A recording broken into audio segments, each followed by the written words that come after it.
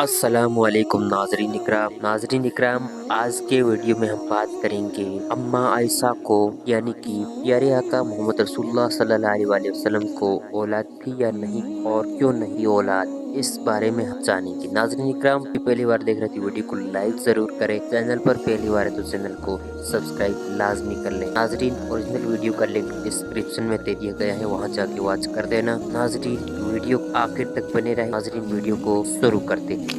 بسم اللہ الرحمن الرحیم۔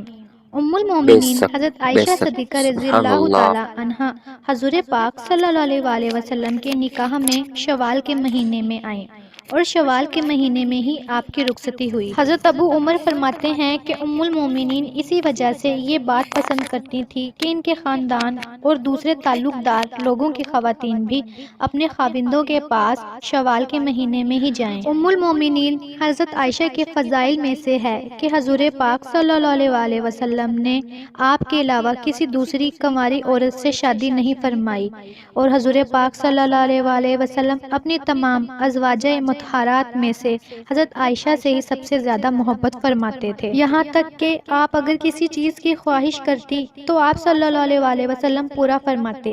ایک سفر کا واقعہ ہے، جب حضور پاک صلی اللہ علیہ وآلہ وسلم نے ام المومنین حضرت عائشہ کو نہ پایا تو فرمایا، ہائے میری دلہن۔ یہ الفاظ سبحان اللہ۔ امام احمد علیہ رحمہ نے نقل کیے ہیں۔ حضرت عائشہ فقہ کی بہت بڑی عالمہ اور فصاحت کی دولت سے مالا مال تھیں، نیز آپ نے رسول اللہ صلی اللہ علیہ وآلہ وسلم سے باکثرت احادیث روایت کی ہیں۔ آپ عرب کی تاریخ اور اشعار کی بھی بہت بڑی عالمہ تھی، یہی وجہ ہے کہ صحابہ اکرام اور تابعین کی بہت بڑی جماعت نے آپ سے احادیث روایت کی ہیں۔ نبی کریم صلی اللہ علیہ وآلہ وسلم نے حضرت عائشہ کے لیے 2 راتیں مقرر فرما رکھی تھی، ایک ان کی اپنی اور ایک حضرت ام المؤمنین سودہ رضی اللہ تعالی عنہا کی، کیونکہ وہ بوڑھی ہو گئی تھی اور انہوں نے اپنی باری بھی حضرت عائشہ کو دے دی تھی، یعنی حضرت عائشہ ام المؤمنین حضرت خدیجہ الکبریٰ رضی اللہ تعالی عنہا کے بعد ازواج میں سے خوش قسمت ترین ہیں کہ جنہوں نے اللہ کے نبی کے ساتھ اتنی زیادہ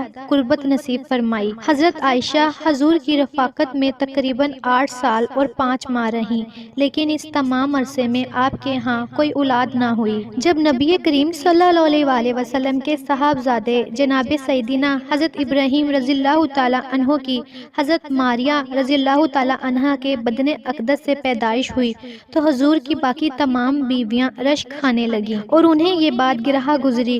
حضرت ابو جعفر سے روایت ہے کہ رسول اللہ صلی اللہ علیہ وآلہ وسلم کچھ دنوں تک حضرت ماریہ کے پاس نہ گئے، کیونکہ آپ صلی اللہ علیہ وآلہ وسلم کی باقی ازواج پر وہ گرہا گزرتی تھی اور ان پر رشک کھاتی تھی، مگر ان سب میں سب سے زیادہ رشک حضرت عائشہ کو تھا، کیونکہ وہ بے اولاد تھیں اور انہیں اولاد کی شدید خواہش بھی تھی۔ حضرت عائشہ رضی اللہ تعالی عنہا فرماتی ہیں، جب حضرت ابراہیم پیدا ہوئے تو رسول اللہ صلی اللہ علیہ وآلہ وسلم ان کو لیے میرے پاس آئے اور فرمایا، اے عائشہ، میرے ساتھ اس کی شباہت تو دیکھو، یہ میرے ساتھ کتنا ملتا جلتا ہے۔ تو میں نے کہا، مجھے تو کوئی شباہت نہیں دکھائی دیتی۔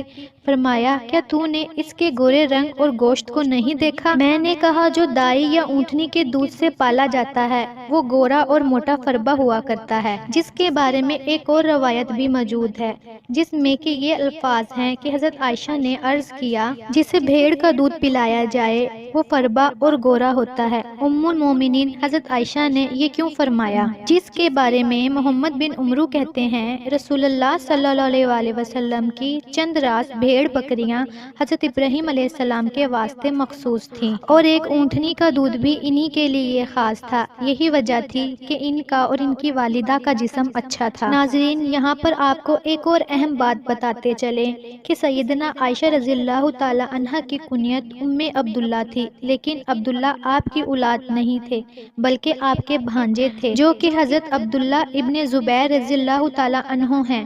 جب ان کی ولادت ہوئی تو رسول کریم صلی اللہ علیہ وآلہ وسلم نے ان کے منہ میں اپنا لعاب شریف رکھا اور حضور پاک نے حضرت عائشہ سے فرمایا، یہ عبداللہ ہے اور تم ام عبداللہ ہو۔ حضرت عائشہ فرماتی ہیں اس کے بعد سے ہمیشہ میری کنیت عبداللہ ہی رہی جبکہ میری کوئی اولاد نہیں تھی۔ اسی زمن میں ایک روایت یہ بھی ملتی ہے کہ جتنا عرصہ حضرت عائشہ رضی اللہ تعالی عنہ حضور پاک کے ساتھ رہیں، اس عرصے میں آپ کو ایک حمل بھی ہوا، لیکن کچھ عرصے بعد وہ ضائع ہو گیا۔ شرح بخاری امام احمد بن محمد کستلانی علیہ رحمہ نقل کرتے ہیں کہ اس بات کی کوئی اصل نہیں ہے، آپ کو عبداللہ صرف آپ کے بھانجے کی وجہ سے کہا جاتا تھا۔ ایک دن آپ نے اظہار حسرت حضور پاک صلی اللہ علیہ وسلم سے اس بارے میں عرض کی کہ اور خواتین نے تو اپنی سابقہ اولادوں پر اپنی اپنی کنیت رکھ لی ہے، میں اپنی کنیت کس کے نام پر رکھوں جبکہ میری کوئی اولاد نہیں؟ تو رسول اللہ صلی اللہ علیہ وسلم نے فرمایا تم اپنے بھانجے عبداللہ کے نام پر اپنی کنیت رکھو جو کہ تمہاری بہن اسماء بنت ابو بکر عبداللہ بنت عوام کے بیٹے ہیں۔ بس تب سے آپ کو عبداللہ کی کنیت سے پکارا جانے لگا۔ دعا ہے کہ اللہ پاک دین اسلام کو پھیلانے کی ہماری اس کاوش کو قبول و منظور فرمائے اور اسے ہمارے لیے اجر عظیم اور ہمارے لیے صدقہ جاریہ کا باعث بنائے، آمین۔ ناظرین، واقعے کو لائک اور ویڈیو کو شیئر بھی ضرور کیجیے گا۔ ملتے ہیں کسی اور اچھے واقعے کے ساتھ، تب تک کے لیے اللہ حافظ۔